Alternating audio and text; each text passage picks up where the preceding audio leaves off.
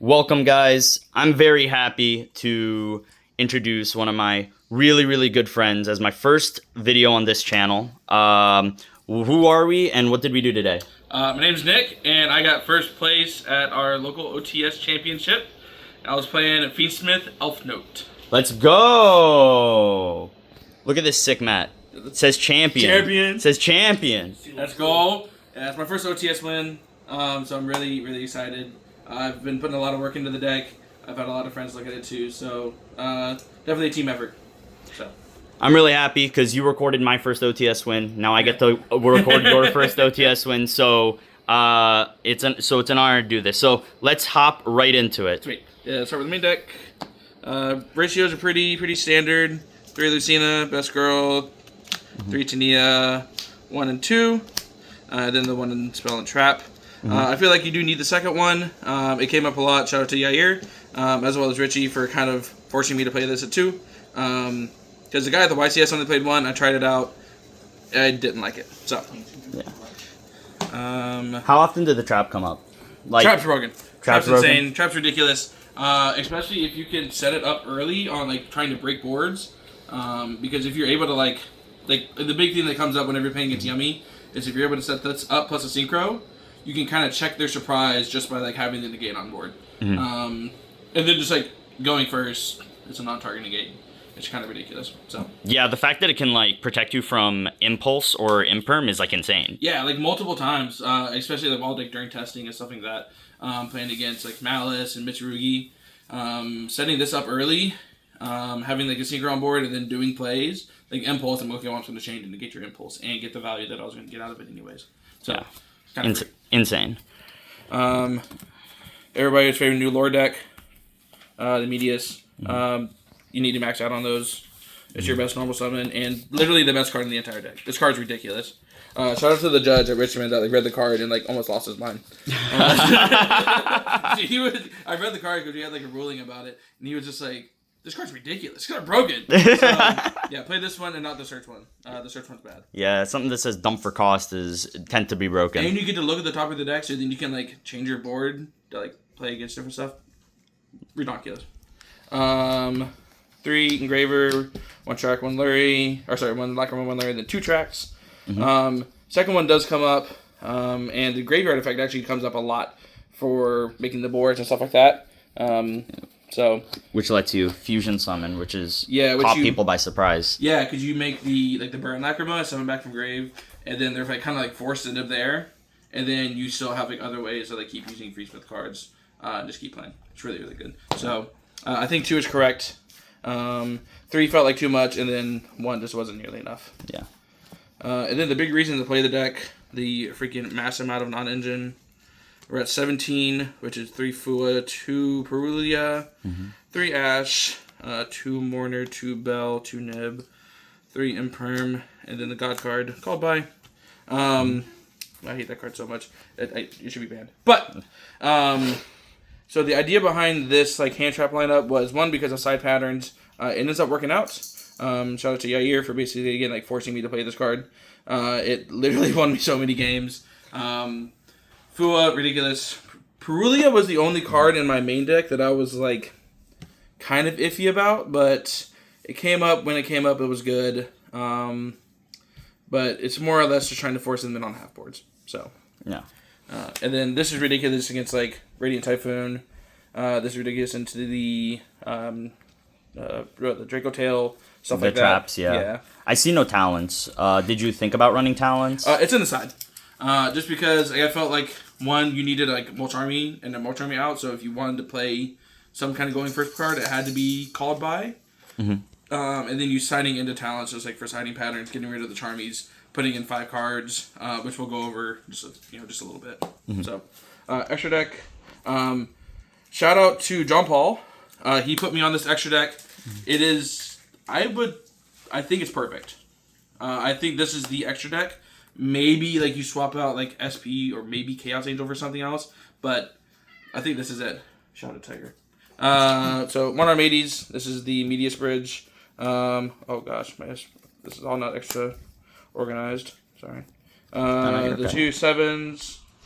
This card's ridiculous, and then you end on this half the time anyways. Mm-hmm. Then we have the Liger out.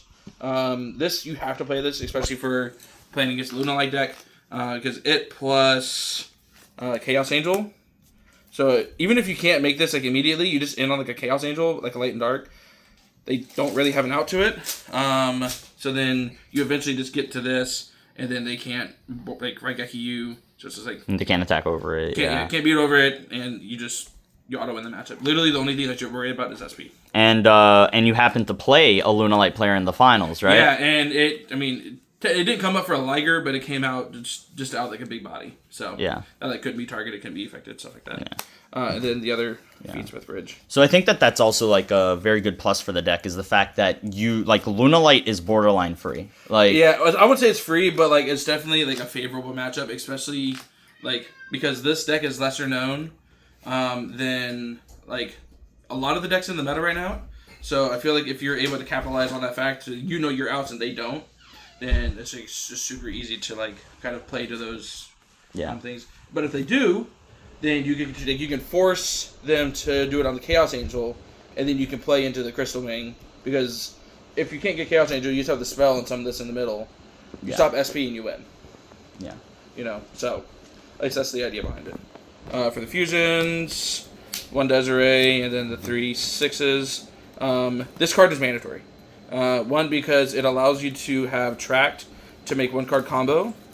But also just having the Tracked effect engraved to use it to summon back an engraver, and then not use your sequence to like do your plays, so that you can end on like DDD plus Desiree. So good, so good.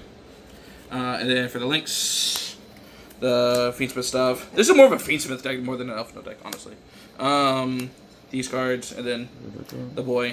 I think I summoned every single card in this entire extra deck. The event. SP came up. Mostly it was more or less just like, hey, I don't really have anything else, so I'm just going to make this and like set up my hand traps. Because you played 17 of them, so why not? So, and then just like the Fiendsmith stuff grinds. Mm-hmm. So, it's pretty easy. And then for the side deck. This side deck, I changed it up last second. And I'll go over that a little bit. The 1 Gamma, 2 Delta, the driver. I wasn't playing this until literally like 5 minutes before the tournament, and I was like thinking about some of like the cards I was playing Pankratops, I was playing Evenly Matched, and I was also playing another like card for a small package in the extra in the side deck as well. They just weren't as impactful as I wanted them to be. So then just to have like more cards to play into like a more variety of matchups, I put in the 2 Deltas as well as the 3 Effect Veilers, just as like ways to have a little bit more coverage. Overall, a little bit better going second, stuff like that. Did you think about running a third one, or? One, you didn't have space, but also then you're playing 4 cards for 1 driver, and then like it can get a little bit cloggy after that. I got you. Yeah. Because especially once you use the one, then you're like more likely to don to the second one or third one. Yeah. So, that's fair. You know, so. Shout out to Gamma. I gammaed on my own turn like 3 times. It was ridiculous. Like I was like activate like Requiem to summon from deck the chain Fua. Dang that. That's evil. That's my favorite hand trap in the game. I love it. Oh my gosh. I play 2 Drolls, and then just the extra 1-ofs. These were more or less just like filling out the extra deck or filling out the main deck, taking out some engine stuff, and just like kind of capitalizing on whatever was like stronger into the matchup. Yeah. Like I feel like this is a whole lot better into the Radiant Typhoon. Obviously, like if you were going second into Dracotail, you put this in. This for like any of the Mitsu stuff or any of the Yummy stuff. Fake Whistle, like any of the Canine stuff. All that's just like super powerful. And then this is just like mandatory for all like the crazy combo decks right now. Yeah. And then. All right. And then, what do we got here? 1 talent. Pretty self-explanatory. And then these 2. I didn't summon them this tournament because I didn't play against pure MST. But in theory, it's basically a way to like pseudo FTK your opponent, right?